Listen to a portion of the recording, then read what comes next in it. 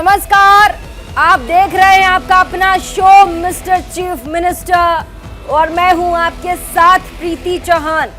ये शो दिखाने का मकसद हमारा ये है कि हमारे देश में जितने भी राज्य हैं, उन राज्यों के जितने भी मुख्यमंत्री हैं, वो मुख्यमंत्री अपनी अपनी जनता के लिए क्या कुछ कर रहे हैं, वो मुख्यमंत्री अपने प्रदेश के लोगों के लिए क्या कुछ कर रहे हैं, आपके मुख्यमंत्री आपके लिए क्या सोच रहे हैं, क्या पॉलिसीज लेके आ रहे हैं, आपके मुख्यमंत्री क्या आपके प्रदेश के बारे में सोच रहे हैं या नहीं, और सोच भी रहे हैं तो क्या कुछ। ये मकसद हमारा इस शो को दिखाने का यही है कि आपको आपके प्रदेश के मुख्यमंत्री की पूरी जानकारी हम इस शो के जरिए आपको दें। और ऐसे में हम आपको बता दें कि मिस्टर चीफ मिनिस्टर में लगातार हम आपको दिखाते आ रहे हैं कि कैसे इस शो में हम अपने लोगों, अपने प्रदेश और प्रदेश के मुख्यमंत्रियों की बात करते रहे हैं। और ऐसे में आजकल दो राज्य पूरे देश की ज़बान पर है, एक तो है हिमाचल प्रदेश और दूसरा गुजरात। हिमाचल प्रदेश में तो चुनाव हो गए, लेकिन गुजरात में चुनाव बाकी है और दिल्ली में भी एनसीडी के चुनावी बिगुल बज चुका है। और ऐसे में दोनों ही राज्यों में, चाहे वो दिल्ली हो या फिर गुजरात, आप देख रहे हैं कैसे लगातार मुख्यमंत्रियों का दौरा और भाषण जारी है। और ऐसे में मुख्यमंत्री शो बड़ा अहम हो जाता है, क्योंकि गुजरात और गुजरात के मुख्यमंत्री के बाद तो आज हम शुरुआत गुजरात के मुख्यमंत्री भूपेंद्र पटेल के साथ करने जा रहे हैं।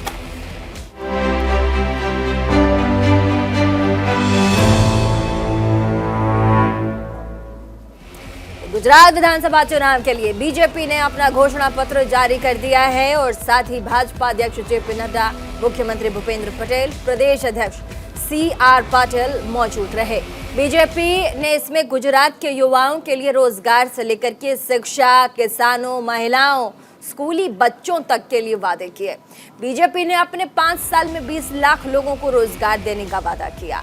इसके अलावा बीजेपी ने गुजरात कृषि इंफ्रास्ट्रक्चर कोष के तहत 10,000 करोड़ रुपए, सिंचाई नेटवर्क का विस्तार करने के लिए 25,000 करोड़ रुपए का निवेश करने का भी वादा किया। आपको यहाँ बताते चलें कि कांग्रेस पहले ही गुजरात के लिए अपना मैनिफेस्टो जारी कर चुकी है, जिसे कांग्रेस ने जन घोषणा पत्र 2022 नाम दिया। मैनिफेस्टो में कांग्रेस ने 10 लाख तक का मुफ्त में इलाज और मुफ्त दवाई देने का ऐलान किया था। एक बार आपको जल्दी से हम सुनवा देते हैं कि मुख्यमंत्री भूपेंद्र पटेल ने आज गुजरात की जनता को, भाजपा के अध्यक्ष जेपी नड्डा ने और CR पाटिल, जो गुजरात के रणनीतिकार माने जाते हैं, आज क्या कुछ संकल्प पत्र में कहा है, एक बार सुनवा देते हैं आपको, सुनिएगा। डॉक्टर बाबा साहेब आंबेडकर द्वारा બંધારણ સભા દ્વારા તૈયાર કરવામાં આવેલું અને તત્કાલીન રાષ્ટ્રપતિ શ્રી ડોક્ટર રાજેન્દ્ર પ્રસાદ દ્વારા અંગીકૃત કરવામાં સંવિધાન આપ્યું।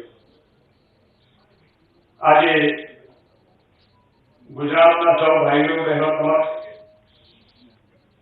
અંકલેશ્વર ગુજરાત સંકલ્પ પત્ર 2022 માનनीय जेपी नड्डाजी, CR પાટીલજી અને સંકલ્પ પત્ર સમિતિના સૌ સભ્યોની ઉપસ્થિતિમાં પ્રજા સમક્ષ રજૂ થઈ રહ્યું છે। ગુજરાતની જનતાએ ભાજપને અપ્રતિમ સ્નેહ, સહકાર અને સમર્થન આપ્યા છે અને 2 દાયકાથી સતત આપતી રહી છે। ભારતીય જનતા પાર્ટીનો આ સંકલ્પ પત્ર એ બીજા લોકોની જેમ માત્ર ચૂંટણીલક્ષી વચનો આપવાનું ઘોષણા પત્ર નથી। આવનાર 5 વર્ષમાં ગુજરાતની સુદીર્ઘ, સુઆયોજિત વૈશ્વિક વિકાસ યાત્રાનો દસ્તાવેજ છે। આપણે આદરણીય શ્રી નરેન્દ્રભાઈના નેતૃત્વમાં પાછલા 2 દાયકાથી જનસેવાને જ સાધના બનાવી ગુજરાતના ખૂણે ખૂણે વિકાસ કર્યો છે। હવે એ વિકાસ યાત્રાને વધુ વેગવાન બનાવી છે શ્રી નરેન્દ્રભાઈએ જે સેચ્યુરેશનનો 100% લાભાર્થી સુધી પહોંચવાનો જે વિચાર આપ્યો છે, તેને આવનાર દિવસોમાં ચરિતાર્થ કરવાનો રોડમેપ આ મેનિફેસ્ટોમાં છે। આઝાદીના 75 વર્ષ નિમિત્તે અમૃત મહોત્સવની ઉજવણી કરી અને આપણે અમૃત કાળમાં પ્રવેશ્યા છે। આવનાર 25 વર્ષ પછી દેશ જ્યારે આઝાદીના શતાબ્દી મનાવતો છે ત્યારે ગુજરાત વિકાસમાં ક્યાં હશે એનો વિચાર કરીને વિકાસમાં દેશના રોલ મોડલ બનેલું ગુજરાત આ અમૃતકાળમાં દુનિયાનું પણ રોલ મોડલ બને તેવા નક્કર અને પરિણામલક્ષી આયોજન સાથે ભાજપા જનતા સમક્ષ આ મેનિફેસ્ટો લાવી।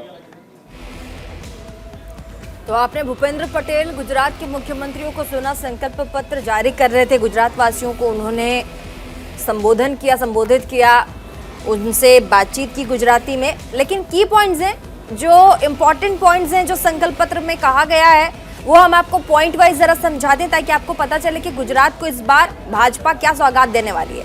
तो गुजरात के लिए बीजेपी का संकल्प पत्र जो है उसमें किसानों के मार्केटिंग के लिए 10,000 करोड़ रुपए देने का वादा संकल्प पत्र में किया गया है।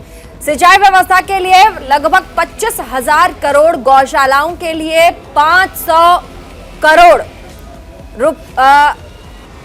करोड़ के आसपास और साथ ही 1,000 अतिरिक्त मोबाइल पशु चिकित्सालय की शुरुआत के लिए कहा गया।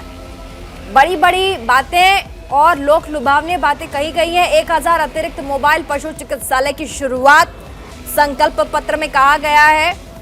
गुजरात, हम सबको पता है कि भाजपा के लिए नाक की साख है और ऐसे में साउथ गुजरात सौराष्ट्र में 2 सी फूड पार्क्स बनाने का वादा किया है कि 2 सी फूड पार्क्स बनाए जाएंगे। युवाओं के लिए 20 लाख रोजगार देने का वादा है और ये 5 साल में किया जाएगा।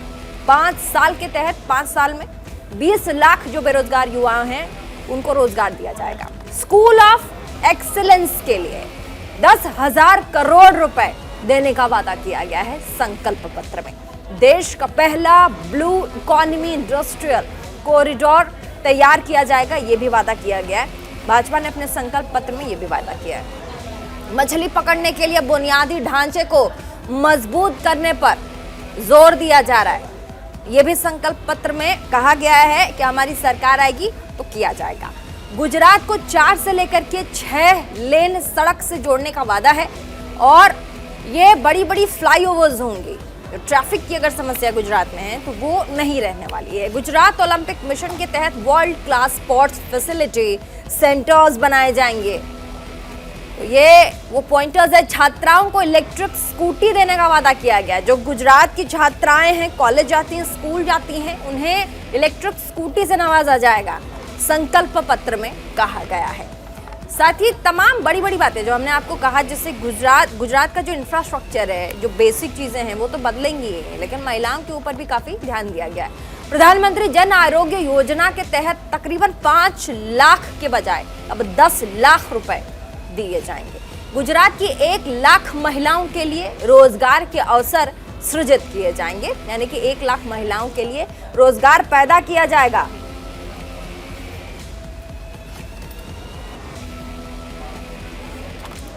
दिल्ली में सीबीआई ने, गुजरात की बात तो हो गई, लेकिन दिल्ली में भी जबरदस्त चुनावी माहौल देखने को मिल रहा है। एमसीडी चुनाव है, हम सबको पता है, लेकिन एमसीडी चुनाव में ही जिस तरीके से तमाम राजनीतिक पार्टियों ने दमखम दिखाना शुरू किया है, ऐसे में ये माना जा रहा है कि एमसीडी चुनाव नहीं है आसान। तो दिल्ली की बात करते हैं। दिल्ली में सीबीआई ने आबकारी नीति से जुड़े कथित घोटाले के मामले में पहली चार्जशीट पेश कर दी। दिल्ली के राउस एवेन्यू कोर्ट में पेश चार्जशीट में डिप्टी सीएम मनीष सिसोदिया का नाम नहीं है। इसी आधार पर मुख्यमंत्री अरविंद केजरीवाल ने दावा किया है कि सीबीआई ने सिसोदिया को क्लीन चिट दे दी है। मुख्यमंत्री अरविंद केजरीवाल ने भारतीय जनता पार्टी पर हमला करते हुए कहा कि सो कॉल्ड शराब घोटाले की चार्जशीट में मनीष सिसोदिया का नाम नहीं है। तो एक तरह से सीबीआई ने मनीष सिसोदिया को क्लीन चिट दे दी है। मुख्यमंत्री ने दावा किया है कि सीबीआई और ईडी के तकरीबन 800 ऑफिसर्स पिछले 4 महीने से इस केस पर काम कर रहे थे। उनको एक ही काम दिया गया था कि मनीष सिसोदिया के खिलाफ कुछ सबूत लेकर आओ, मनीष सिसोदिया को गिरफ्तार करना है। लेकिन चार्जशीट से साबित हो गया कि इनको मनीष सिसोदिया के खिलाफ रत्ती भर सबूत नहीं मिला। एक बार सुनिएगा। इस केस पे काम कर रहे हैं, इन एजेंसीज ने रात दिन काम कर रहे हैं, 24 घंटे काम कर रहे हैं। उनको एक ही काम दिया गया था कि कुछ भी करो, मनीष सिसोदिया के खिलाफ कुछ भी सबूत लेके आओ, मनीष सिसोदिया को गिरफ्तार करना है। कल की चार्जशीट से यह साबित हो गया कि इनको मनीष सिसोदिया के खिलाफ रत्ती भर भी सबूत नहीं मिला, इतना सा भी सबूत नहीं मिला। चुनाव के 1 हफ्ता रह गया एमसीडी चुनाव का, अगर उन्हें इतना सा भी सबूत मिला होता तो वो उसको इतना उछालते, जब कुछ नहीं होता तभी इतना उछालते हैं। इसका मतलब उनको रत्ती भर भी सबूत मनीष सिसोदिया के खिलाफ नहीं मिला। इस दौरान इन्होंने 800 अफसरों ने काम किया, 24 घंटे काम किया, 500 से ज्यादा जगह रेड मारी। मनीष सिसोदिया जी के सारे ठिकानों पे रेड मारी गई। उनकी दीवारें तोड़ तोड़ के देखा गया कि अंदर कहीं कैश तो नहीं है। ये कह रहे थे 10,000 करोड़ का घोटाला है। उनके गद्दे फाड़ फाड़ के देखे गए कि उसमें कोई पैसा तो नहीं है। उनके लॉकर सारे देखे गए। मनीष सिसोदिया का एक ही बैंक लॉकर है, वो देखा गया। मनीष सिसोदिया के जितना गांव में सारे रिश्तेदारों सबकी जांच कर ली इन्होंने, कुछ भी नहीं निकला। तो कल की चार्जशीट ये दिखाती है कि इनको रत्ती भर भी सबूत नहीं मिला। और ये जो कह रहे हैं कि अभी जांच जारी है और एडिशनल सप्लीमेंट्री चार्जशीट आ सकती है, वो तो अब अपना चेहरा बचाने के लिए, फेस सेविंग के लिए और क्या कहेंगे। हमारी जांच तो प्रधानमंत्री जी जिंदगी भर कराएंगे, जब तक हम जिंदा हैं तब तक जांच चलती रहेगी। 2015 में जब हमारी सरकार बनी थी तब से जांच शुरू है, सारी एजेंसीज हमारी जांच करने में लगी हुई है। तो हमारी जांच तो जिंदगी भर जारी है। लेकिन अब तक इन लोगों को, आज तक जो इन्होंने जांच की उसमें रत्ती भर भी इतना सा भी सबूत नहीं मिला। 25 पैसे की भी इनको कहीं गड़बड़ नहीं मिली। तो मैं हमेशा कहता हूं, प्रधानमंत्री जी से हम ईमानदारी का सर्टिफिकेट लेके आए हैं। प्रधानमंत्री जी पर्सनली इस केस को मॉनिटर कर रहे थे, मेरे सूत्रों ने बताया। प्रधानमंत्री जी पर्सनली सीबीआई डायरेक्टर से मिलते थे। प्रधानमंत्री जी पर्सनली ईडी डायरेक्टर से मिलते थे। उनको प्रधानमंत्री जी ने निर्देश दिए हुए थे कि कुछ भी करो, मनीष सिसोदिया को गिरफ्तार करो। आज मैं खड़ा होकर कहता हूं मैं कट्टर ईमानदार हूं। भारतीय राजनीति के अंदर एक भी नेता आज ऐसा नहीं है जो खड़ा होकर कह दे कि मैं कट्टर ईमानदार हूं। मैं बीजेपी के नेताओं को चैलेंज करता हूं, कोई खड़ा होकर कह दे वो कट्टर ईमानदार है। इसी वजह से इनको तकलीफ है, इसी वजह से ये रोज कीचड़ फेंकते हैं हमारे ऊपर, रोज कीचड़ फेंकते हैं हमारे ऊपर। लेकिन इन्होंने इतनी हमारी जांच कर ली, इतनी जांच कर ली, सारी फाइलों की जांच कर ली, सारे अफसरों को लगा दिया, सारी एजेंसीज को लगा दिया, ये कुछ नहीं निकाल पाए आज तक। केवल शराब घोटाला नहीं, किसी केस में कुछ नहीं निकाल पाए। मेरी अब हाथ जोड़ के प्रधानमंत्री जी से एक ही अपील है। प्रधानमंत्री जी कहते हैं आप 18 घंटे काम करते हैं, तो देश में महंगाई और बेरोजगारी जिससे जनता त्रस्त है उससे थोड़ी सी लोगों को निजात मिल जाएगी। इतना नेगेटिव मत बनिए, थोड़ा सा पॉजिटिव सोचिए जनता के बारे में। गुजरात चुनाव को लेकर के सभी पार्टियां ताबड़तोड़ चुनाव प्रचार में जुटी है और ऐसे में बीजेपी का हाईटेक प्रचार से लेकर जनसभा, रैलियां, रोड शो के जरिए प्रचार जारी है। चाहे दिन हो या फिर रात, बीजेपी का प्रचार लगातार जारी है। इसी कड़ी में फिर से गुजरात पहुंचे उत्तर प्रदेश के मुख्यमंत्री योगी आदित्यनाथ। योगी आदित्यनाथ ने गिर सोमनाथ के सोमनाथ विधानसभा क्षेत्र में चुनावी जनसभा को संबोधित किया। अब इसी दौरान सीएम योगी ने कांग्रेस पर जमकर निशाना साधा। कांग्रेस ने बाबा साहेब भीमराव अंबेडकर का भी अपमान किया है। कांग्रेस बाबा साहेब भीमराव अंबेडकर को चुनाव हराने का भरसक प्रयास करती थी। इतना ही नहीं, कांग्रेस ने कभी भी सरदार वल्लभ भाई पटेल को भी सम्मानित नहीं किया। जब सरदार वल्लभ भाई पटेल सोमनाथ मंदिर का पुनरुद्धार करना चाहते थे तो कांग्रेस ने उनको ऐसा करने से रोका, क्योंकि कांग्रेस को अपने मुस्लिम वोट बैंक की चिंता हुआ करती थी। अब इसलिए कांग्रेस नहीं चाहती है कि सोमवार मंदिर का फिर से पुनरुद्धार हो, लेकिन सोमनाथ मंदिर का फिर से पुनरुद्धार हो। लेकिन सरदार वल्लभ भाई पटेल नहीं रुके, भगवान सोमनाथ के मंदिर के पुनरुद्धार के काम को फिर से शुरू किया।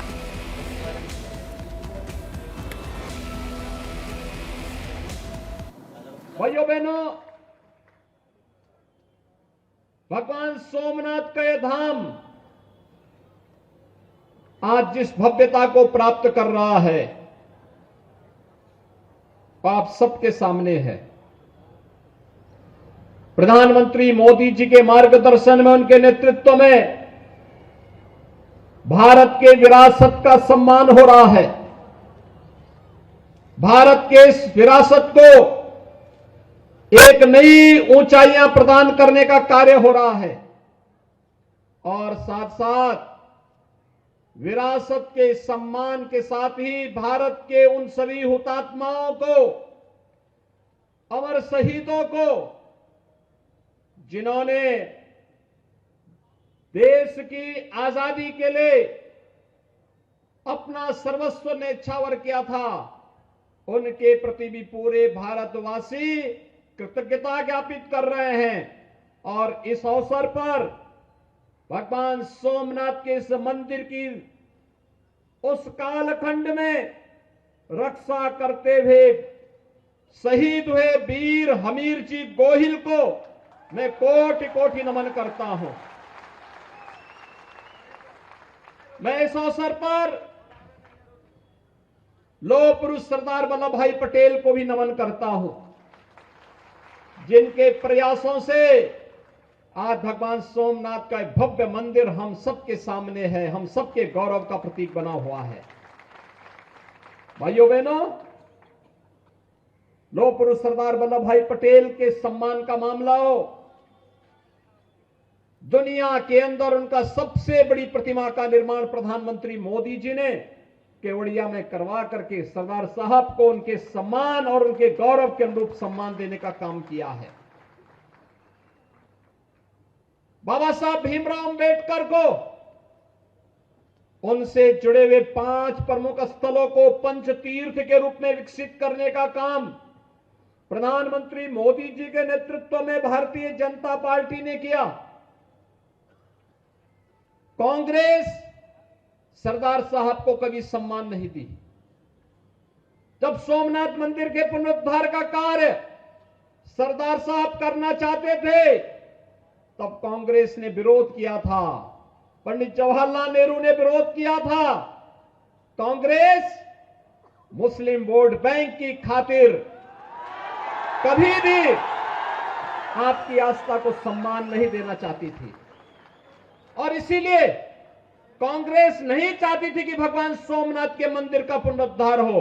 लेकिन सरदार साहब की दृढ़ इच्छा शक्ति, उन्होंने यहीं पर समुद्र के किनारे खड़े होकर के उन्होंने यहां पर संकल्प लिया था कि किसी कालखंड में अगर किसी विदेशी आक्रांता ने हमारे किसी आस्था के स्थल को तोड़ करके वहां पर हमारी आस्था को आहत किया है, स्वतंत्र भारत गुलामी के इन चिन्हों को स्वीकार नहीं करेगा।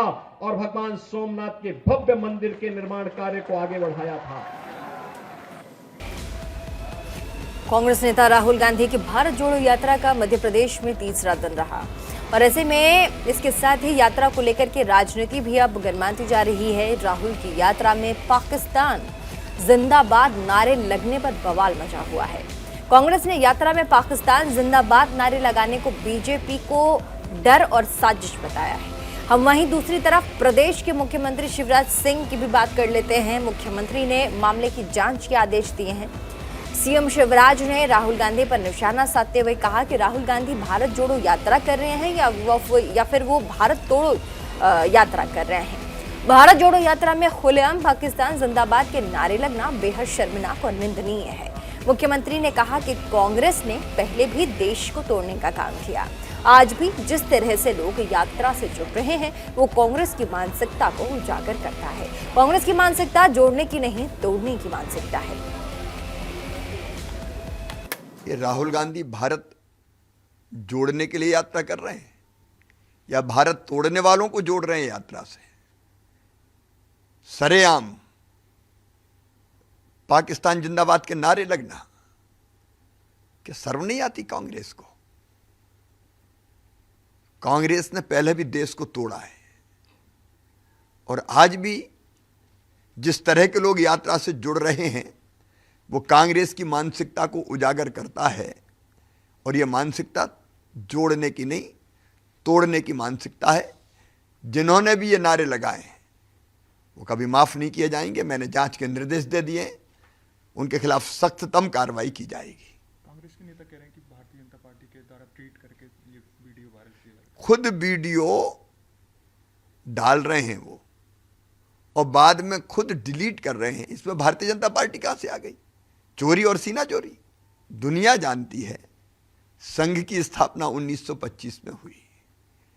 हमारे जो क्रांति नायक हैं, चाहे भगवान बिरसा मुंडा हो और चाहे टंटिया मामा हो, ये 1900 और उसके पहले इनका बलिदान हो गया था। तब संघ था कहाँ?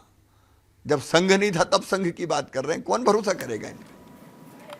और महाराष्ट्र की भी बात कर लेते हैं। महाराष्ट्र के मुख्यमंत्री एकनाथ शिंदे ने उन शहीदों को पुष्पांजलि अर्पित की जिन्होंने 14 साल पहले 26 नवंबर को मुंबई पर हमला करने वाले आतंकवादियों से लड़ते हुए अपनी जान गंवा दी थी।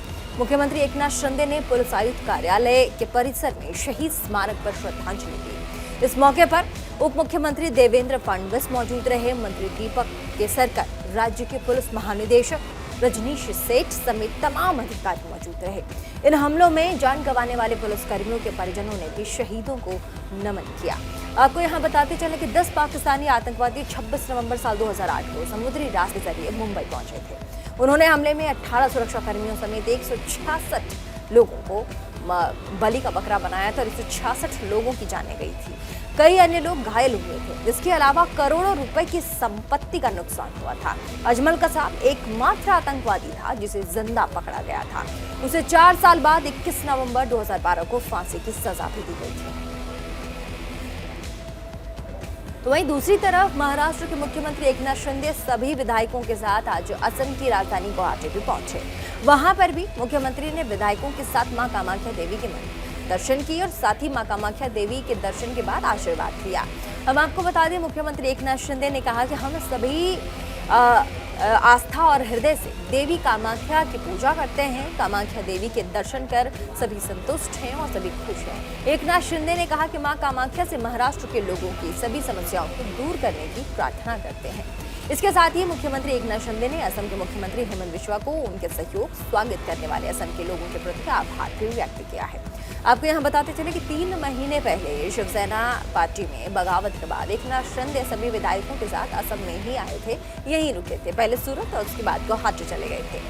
सबसे लंबे समय तक गुवाहाटी में ही एकनाथ शिंदे बने रहे। अब इसी अवधि के दौरान वो भारत में एक प्रसिद्ध मंदिर कामाख्या देवी के मंदिर गए, वहाँ विशेष पूजा अर्चना भी की।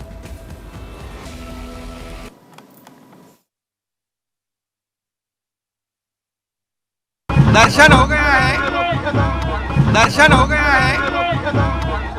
माँ कामाख्या का दर्शन हुआ है। बहुत ही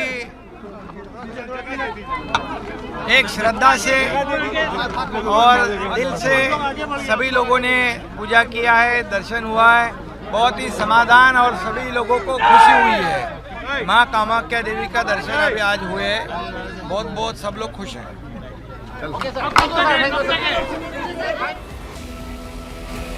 मिस्टर सीएम में फिलहाल के लिए बस इतना ही। इसी के साथ देश और दुनिया की बाकी खबरों और अपडेट्स के लिए बने रहिए न्यूज़ इंडिया 24/7।